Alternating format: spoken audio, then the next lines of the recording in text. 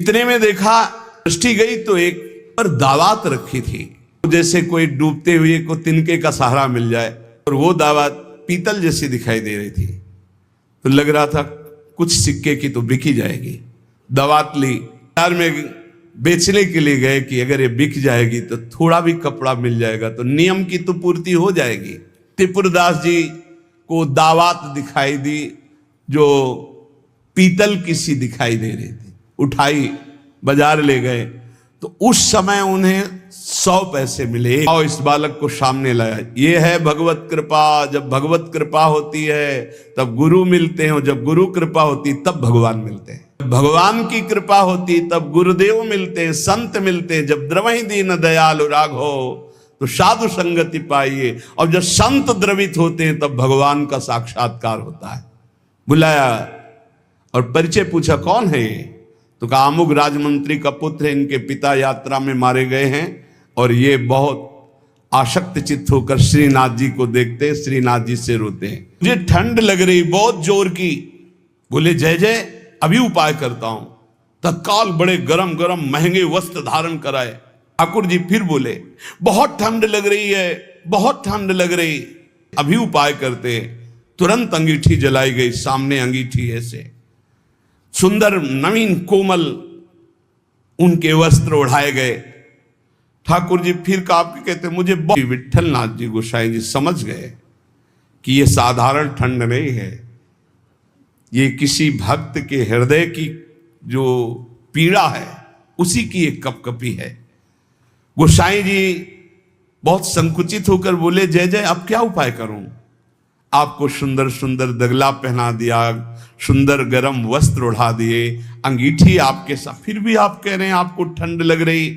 एकदम ध्यान गया। उन्होंने कहा किसी भक्त के वस्त्र का तो अपमान नहीं हो रहा है, और इस बैंक में जमा कर देने पर अगर आपने कह दिया तो तत्काल वो फल जो गुणा करके आपको प्लस मिलना था नहीं मिलेगा। ध्यान कर लेना। यदि माइक से हो गया कि अमुक जगह के अमुक भगत ने 5000 रुपए दान किए, भगवान इनका मंगल करें, तालियां बज गई, हो गया, उड़ गया कि बैंक का ब्याज उड़ गया। जैसे सभा में खड़े होकर अपने पाप को स्वीकार कर ले तो उड़ गया, खत्म पाप।